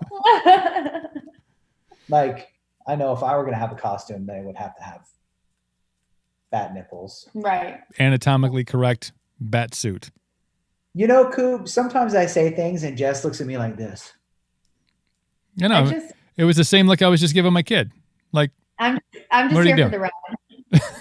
Like, she looks at me with complete love and kind of like this slight disdain and surprise sometimes. Like, I'm completely supportive, though. She looks like that little blonde girl meme that's always like, you know, the backstreet girl. Like that. Yeah. I know that I'm saying something stupid when she gives me that look. That's all-encompassing love right there. That's it is. You know, wholehearted, but that was dumbass. You know, I get it. I've gotten that look. And I respect him enough to not say it. I just look at him and I let him decide for himself. Well, she'll let you figure out that it was dumbass. Listen, Coop, she probably hasn't seen the Batman movie that we're referencing to realize that the bat suit that we're referencing was the most ridiculous wardrobe choice ever. No, I know which one you're talking about. Do you? Yes. Okay. I do. I mean, I'm not like, just because I haven't seen Star Wars doesn't mean I've never seen another movie in my life. Like, so, like, let's talk about Batman for a minute. How come all of the Batman movies pre-Christian Bale had bat nipples? I don't know. Every single one of them. Back to Michael Keaton. It was like, that's a really good idea. We should definitely put that on the cast. I think Bale went in and was like, yeah, I'll be Batman, but I have a couple of stipulations. 2 of them, actually. Yeah. 2 stipulations. This and this come off the bat suit. Bruh. Yeah. That's probably what happened. That's actually play-by-play. Now we got to see moment. That's exactly what went down. Okay. Now we got to see what Robert Pattinson is going to do. I mean, like, what an awful choice. He's definitely going to have bat nipples. I can't picture him as Batman at all. Do you think he's going to sparkle like Edward Cullen? Hold on. This is not real life. Yeah. Edward Cullen is Batman is the next one. No. I am not even kidding. That's not a real joke. Life. It's COVID and Robert Pattinson as Batman. How does that even happen? Chickens. How do you look at him and you're like, that is Batman? Well, No. somebody was like, Twilight, that guy, Oh my God. that sparkly vampire child with no muscle tone is Batman. That is. Dude, I would bring Keaton back. That's what I would do. Michael Keaton. Bring him back. Yeah. He was the best one anyway.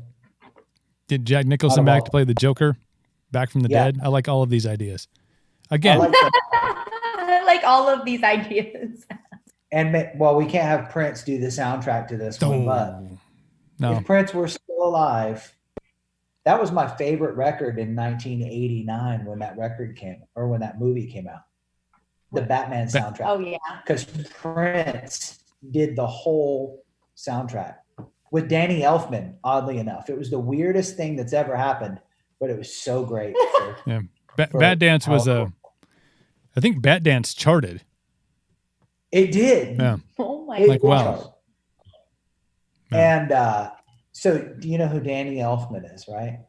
I don't. He scores movies like Nightmare Before Christmas. Oh. He was in a band. Wasn't he in Oingo Oingo Boingo, Boingo. in the 80s? Mm-hmm. A lot I of think he was synth. in Oingo Boingo in the 80s. And he became like the darkest movie composer ever. He does all Tim Burton. He does all of like all these dark, just really scary soundtracks. And then there was Prince that came in and was like, wee! Bad Dance. And it was killer. Yeah. It was amazing. It was killer. So now that we have covered, I think we've covered almost every single topic today. Almost. I think so too. But yeah.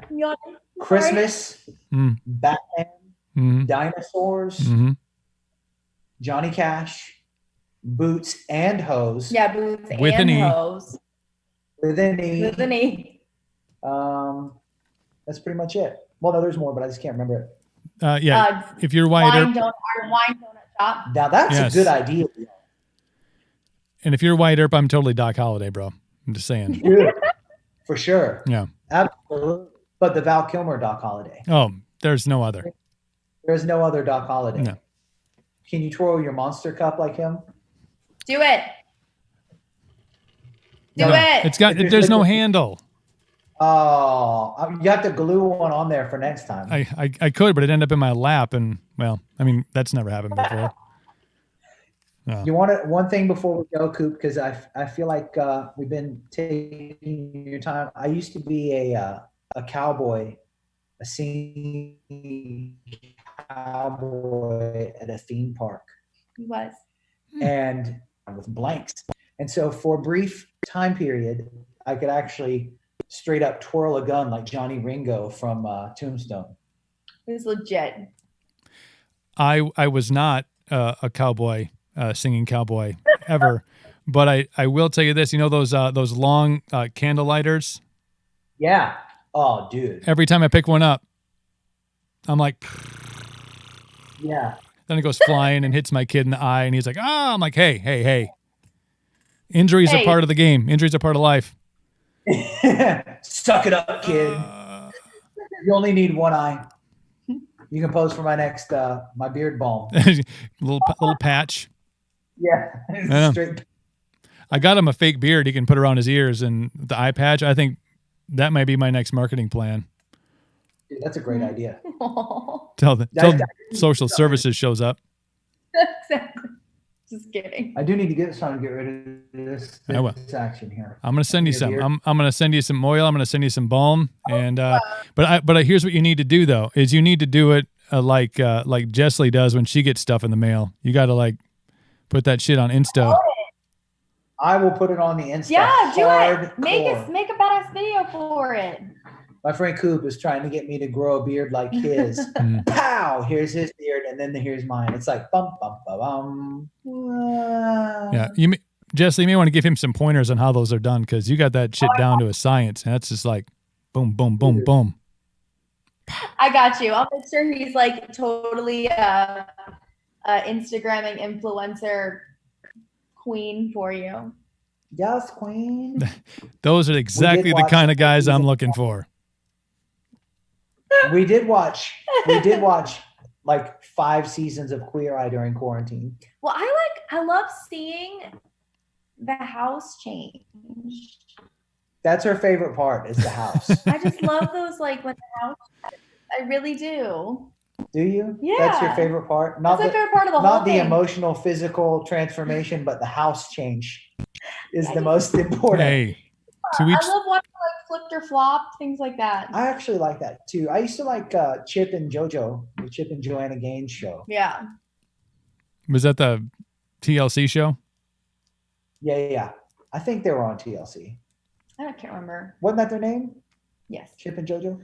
It was sorry, it was Waco, Texas. I forgot what the actual show is called, but yeah. I think Dude, they're still on. you want to watch a show that is going to blow your mind? Oh yeah, this is what we've been watching lately. Go watch Paranormal Caught on Tape Oh yeah, on TLC. Travel Channel. Woo! Yeah. Travel Channel. Woo! I can't go to the bathroom by myself at night anymore. Dude, that one with the school in Ireland, where like the doors fly open and the chair goes flying down the hallway. Yeah. Oh yeah. Yep. Did you see the one where the guy was just taking a video of his home, his new home, and he's like, I don't know why the renters moved out of here so quickly and why it's so cheap. It was like he was like paying like $200 a month for rent or something. And then like he's taking a video showing people their house after like all of a sudden like the first crazy thing was it was literally infested by maggots and then they left. And then after the maggots, he's walking around and he's like, this is my new apartment. And he's online on YouTube. And then while he's streaming, behind him, there's a shadow figure just laying in his bed. And I'm like, it's the craziest thing. That's when she grabs my skin and like squeezes it, and I have the claw marks. Yeah, it's all red. Yeah, yeah, I love it. So Paranormal Caught on Video. That's going to be our. Too, you know, I'm actually more. Is it? What? I can't hear it. Are you there, Coop? Can you hear us? I can hear you. Can you hear me? Yeah, yes. you lagged for a little bit. Yeah, for there was lag, I think, on both ends there. So, but we're back. You were straight frozen, bro. That's my stoic look. Exactly. I try to have one of those. I just look confused. I do that when I'm trying to get off the house party with my mom. I just stand still for like 10 seconds and don't make any noise. And then she's like, I've actually used that trick. I'm sorry, but every time I think of your stoic look, I think of like when you were a little heavier and he posted a photo of himself and like everybody kept asking him if he was Asian. And I thought it was so funny. She thinks it's so funny that everybody. Okay, so little did you know, but like for people who are just watching, Jesslee is an athlete. She's a super athlete. She's a semi-pro tennis player, nationally qualified figure competitor. So when we got together, I was overweight. She was like, "You're going to lose some weight." I said, "Okay, you know, I'm not going to argue with you because she looks like this and I was a fatty 2x4." And so the problem was I literally, some reason my eyes were like little, they were like a little like swollen or something. And so people would always be like, "Oh, is your mom or dad Asian?" And I'd be like, "No, dude, I'm from North Carolina. Nobody, we don't have any." We had a banner one time when I was in a band named Brother Virginia, which is me and my brother. Yeah, it was the and it was like, look. B. My brother's looking all sexy, like on one side, and then there's me that's all like, you know, the stoic look made me look like just it was the weirdest thing, and people would be like, "Oh, so you guys are half brothers because you're Asian and he's dude, I'm just fat. I'm not Asian. I'm just there's a difference. There's a difference." I just thought it was so funny because I'll never forget it. He had this look and he's working it, everything, but his eyes were just so tiny. And like he posted it and everyone's just like, "Wow, I didn't know you were Asian." Dude, it was the weirdest thing. Like now I have a brand new stoic look and I look like the cover of a romance novel. Yes, you do. Yes, there's a Fabio vibe going on. And oh, wait, watch this. I bet you I can show you. Hold on. Are you ready? Is this on Zoom? Watch this. Do you see it? Oh Lord, you're a romance novel cover model. Did you light? Is that lighting, or did you lighten your hair for that? That was nice. It was lighting. The lighting was good. Professional lighting. Yeah, it was definitely good. It was actually a pro that took the picture and actually made me not look like. Oh. Made you look like you're from North Carolina. Exactly. Where in North Carolina? You ain't from around here. Oh. No, I promise I am from around here. Oh, really? Born and raised. I swear.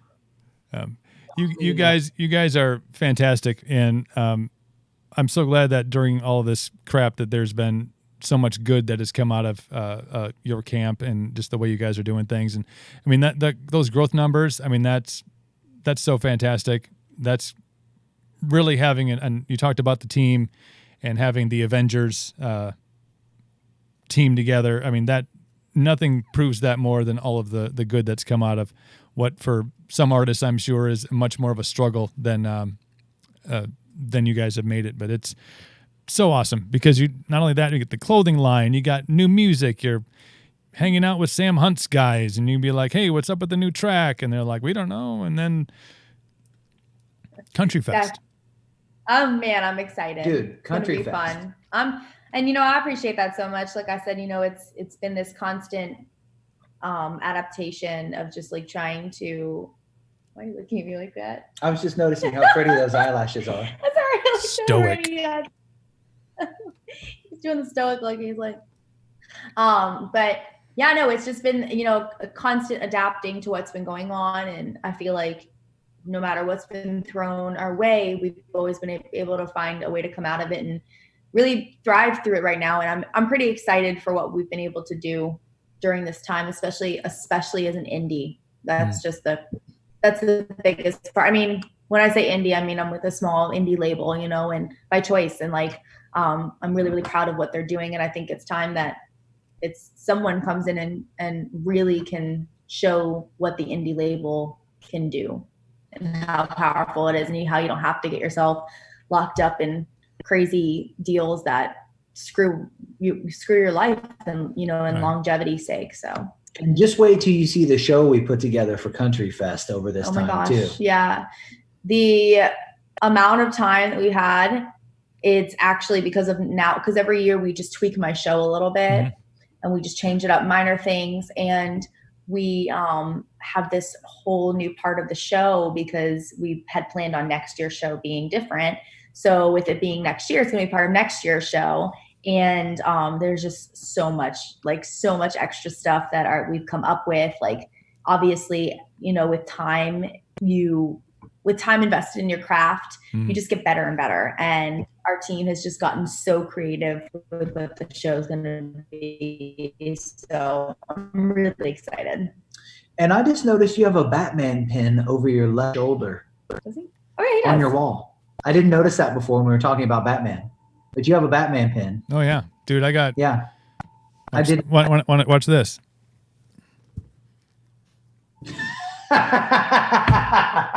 He's also sitting on Batman.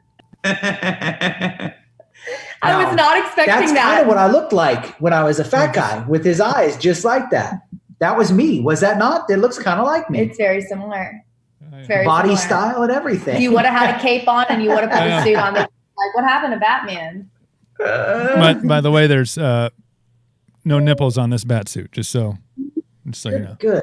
I mean, good. That is. Sounds like a fun idea. There's like a Lego Batman over there. There's the craziest thing about like living on my own again for the first time in a very long time. Like me decorating it. I mean, it's still like there's nice stuff, and it's well decorated, but like all of a sudden you see like a Batman pillow, like randomly, or R2D2. We have an R2D2, and we have a BB-8, and it's just like strategically placed. It all kind of fits the like. Oh, it's a really nice couch, and all the TV on the wall, and fucking BB-8 in the corner. Like, oh, yeah. Exactly. Do you remember where you procured said Batman pillow? Like, do you remember the time and date that you got him, and you were like, dude, this is a good idea. I'm going to buy this for my house. Time and date? I don't know about time. No, you know how like you say, man, I found this couch. Yeah, and it's like he logs. Beautiful. He logs every purchase's time and date. As soon as he makes it, he's like 2:47 Thursday. You see what she does? You see what she does here? I bought a Batman pillow. No, I'm just saying, like, what you have nice stuff around the house, and you're like, dude, this Batman pillow, this goes with my couch. This will tie the room together. This will tie the room together. The dude abides. It will tie the room together. That's what I was getting at, and then Jesslee made fun of me. I think actually the pillow was a purchase I made eons ago, and I was located in a tote somewhere. And as I moved, I was like, here's where all my cool shit went. Like, awesome. It finally gets to come out of storage and like be Febrezed and put on display. There you go. That's always Hold on, the best thing. was it the lady that didn't want it out? Didn't go with the motif. That's poor Steve. Now I know how you feel. I have a lightsaber in the closet. Hey, He does. see? That's where it should be for safekeeping, because you never, It's a really nice, like the one of the guys who built the hilts for Star Wars actually made it. It's like legit, and she doesn't want to display it. No. hey, it's better than having to rent a storage unit for your cool stuff. That's true. That's true. At least it's in the closet. Yeah, I mean, some of the stuff was just crazy. And I was like, there's no need for this. But I was like, pick out your favorite stuff, keep it. Well, you can have a whole, once we get our bigger place, you can have a whole room to Time yourself, just not here. Time out.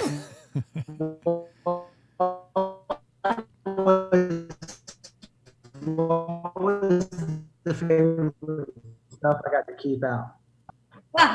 Yeah, to Insinuating she's to gonna let me keep. keep it out. No, to keep in general. Not out, not amongst the nice things. Coop knows. What did I just say, Coop? You can keep it. Yeah, and then when we get the bigger house, Yes, the and bigger house. Then you can have your own manhole. and you can have your own space for all your knickknacks. Ooh, they're knickknacks now. Knickknacks. Dude. Yes. Very manly. They're knickknacks. I'll make sure to hang my knickknack. They're called figurines, Mom. They're called figurines. They're action figures, okay? Ugh. I don't have any action figures anymore. Yeah, I don't either.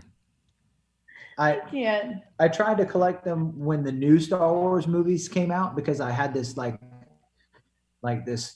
toy lust from when I was a child, realizing that Boba Fett was worth like $4,000 in the package. And then I realized that everybody had the same idea as me and they really weren't worth anything. And so I had like 200 new Star, and I just gave them all to my son. Yeah. And now they're all open. And oddly enough, the Princess Leia, Slave Leia is missing. I don't know where she went. The one in the bikini? Yeah, I got you. I'm picking up what you're laying down. It's true. I didn't do anything with her. No, my son or something. I don't know. Your son hit her. He's in I a special place. her somewhere. I'm like, I don't care about Slave Leia. He's got a special place for her. Jesslee, Steve, Virginia, my faves. Thank you guys for the hang and the conversation and the awesomeness that you guys keep on going down there during all this stuff. It's inspiring, and hopefully the things that you guys are doing inspire other artists to kind of take care or take hold of their own, control their own stuff. You can do it. Thank Everything's you. at your fingertips nowadays. So I implore everybody to think about that. We appreciate you. We appreciate you and your friendship and just you bringing us on here and, sharing us on your platform. And, we're just really, really excited for everything. So, and we can't wait to finally see you. Yeah, in real life. Really excited about Country Fest. I know. And then COVID. I think everybody's looking forward to. Yeah. You obviously know if you ever come to Nashville before, then we are going to have to go do something. But if not, then 2021 Country Fest it is. He's going to be living here in 2021. Oh, yeah. I keep forgetting. Country Fest Before happens. Country Fest? You're moving? That's the plan. Cool. Well, just keep us posted. So Mount Juliet, we might be neighbors. I know you're giving me different residences to or different neighborhoods and school districts to check out, which I appreciate. That's a good one. It's a good spot. Yeah. You'll like it. There are also some preliminary talks about a visit to Nashville prior to the move. So several actually. Good. Excellent. Well, I'm excited. I'm excited for you. Thank you again for having us on here. And we're actually literally getting off this, and then I have to go record a bunch of content because we're dropping a special version of Tom Petty Free Fallin' tomorrow. So that's awesome. I'm excited. So we're gonna get that done, and then and then We're just gonna try to take the rest of the night off because we've been crazy busy this week. So Right. But you know what that means? Steve's pants are going bye-bye. exactly. Well, it's lucky I was wearing pants since I had to stand up and go to the restroom. I am thankful. I am not only thankful for the conversation, but for that. So is all of Twitch and the rest of social media. Yes. Thank you, guys. Take care of one another. I know you guys will kill it, and I can't wait to see you beforehand and at Country Fest, and we'll be in touch. We'll probably jump on one of these again. I'm sure there'll be more big things coming from the Jesslee camp before too long. Excited. Yeah, let's do it for sure. Well, that'll be lots of fun. Thank you for everything, Coop. Thank you, buddy. Awesome, We'll guys. talk to you soon. Much love. Much love.